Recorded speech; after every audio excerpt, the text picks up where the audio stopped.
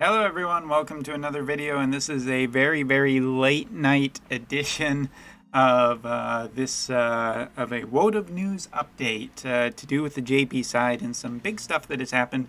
But a few details of note. Obviously, I am playing some Final Fantasy VII music in the background, and yes, I am very excited for the PlayStation 5 version of Final Fantasy VII Remake. I'm excited for the even the phone games, which the Battle Royale is going to be cheesy and dumb, and I look forward to streaming it and looking at the FF7 compilation remake game that they're making. That just looks cool.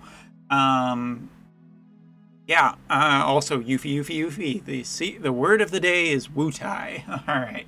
So, yeah, really excited about all of that, but that's not what we're here to talk about. We are here to talk about some news on the JP side to do with some big stuff that happened, because apparently there was an emergency live stream for Wotv on the Japanese side, because what has happened recently is that as I have said in previous videos, there have been, for the last 3 months, there have been a new double cost UR, and that also doesn't even include the fact that Gilgamesh got his EX120 as well.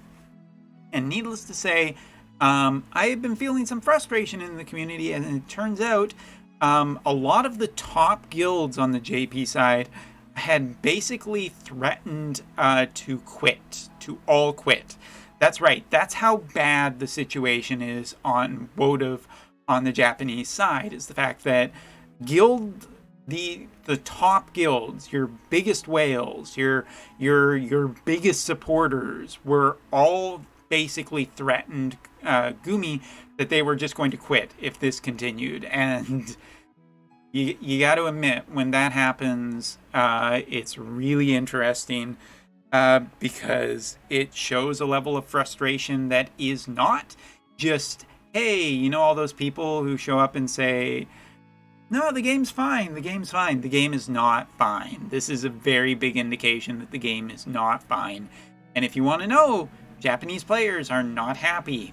They are really not happy. And you gotta admit that when the company itself actually, you know, takes notice and does an emergency live stream, that's a big friggin' deal. So let's talk about what happened. Basically, in the producer live letter, there is a, Hirano's monthly apology. It seems like every month he is apologizing for something, and quite rightly so.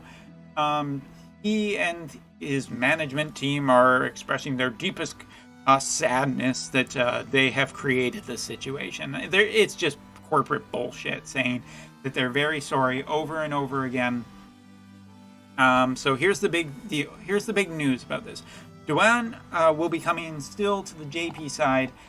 He will be coming in regular standardized rates that you normally see on banners. Big deal is that his lapis costs in the shop for his shards will be the price of level 8 or cost 80 and 90 units. So basically, regular UR cost. Duan is not actually going to be a double cost unit. At this point, from my understanding, if it has changed, please forgive me by the time you see this video, or if I got it wrong, sorry, this is pretty new and it's pretty late night here. Old double cost units will not be affected by this. This is only to affect Duan, and I don't know 100% if this will be affecting him in the future. Also, what will be changing is that double cost UR units permanently going forward will be able to be farmed twice on their hard quests. In other words, so that daily 1 a day thing is dead, gone, and buried, as far as I know.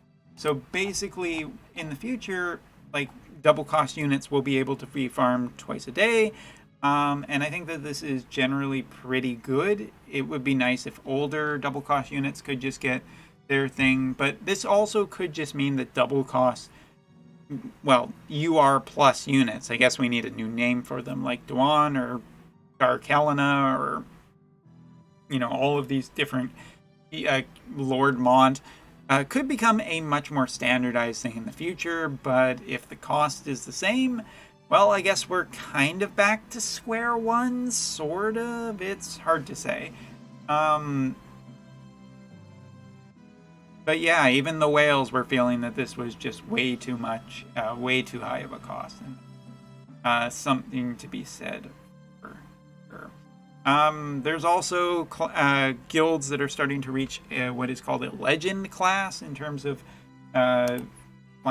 guild wars, so that is a thing. They talk a little bit about the bone sword and whatnot, monthly logins and whatnot. And here's a little bit of a interesting point that we did not know about. The monthly schedule for March, the 120 schedule. Whisper, I want to say it's the spear unit from Wotv, Severo, Vicstar in week 3, Ketone, and Little Leela is also getting hers in week 4 as well. Mariku,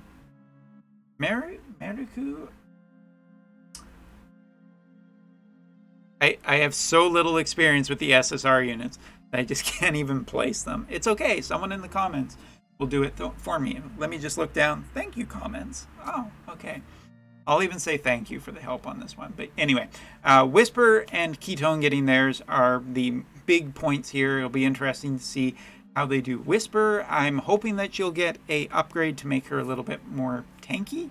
And Ketone, I don't know. Maybe some more power to her. Not entirely sure, but both of those units are interesting. Other than that, a pickup match where you pick 6 units and 3 are banned and you get to use 3 units will be a new added feature to the game. AI adjustments, because let's face it, we always need AI adjustments, right? The AI will never be fixed. There's also a feature update schedule with a plan to add quests, and I do believe starting in March, there is supposed to be the Vision Card farming quests, not then in the very near future. Oh wait, that's going to be in the... no, that should be in the future. Expansion of white porcelain towers, AI repair, UI repair, other, and that's the kind of thing. So yeah, overall, the thing to really, if you're really wondering what the takeaway from all of this is, big thing is that Hirano and the JP side are incredibly sorry for the for their most recent boondoggle, and I look forward to seeing what they'll be apologizing for the next month. And I'm not even kidding, like every one of these live letters always has "I'm sorry" in it, regardless of anything that's gone on. It's just so comical at this point, but not necessarily in a good way. But it goes to show you that it is the consumer that controls these games, and you should not just lie down and give whatever they are giving to you. Like, this is a wonderful thing that the community was able to exercise an incredible amount of leverage, even though it was essentially the top guilds that just said, that organized and said, no more, stop doing this. Going forward, it's nice to see that dual costs will end up getting a essentially a reductive cost, if not on Dwayne, hopefully on every character in the future, because I think at this point it's just too much. Either give us more resources per month or reduce the cost. But it really goes to show that the JP side did organize and got something done for the entire player base. So thank you to those whales out there and global players. Sit up, take note. Whoever is spending your top guilds, you guys can do this too, and you definitely should. So anyway, that's the quick news update. Apologies if there's anything that I missed or anything that I got slightly wrong, but I think that's basically it. Anyway, thanks for watching. Take care. See you next time.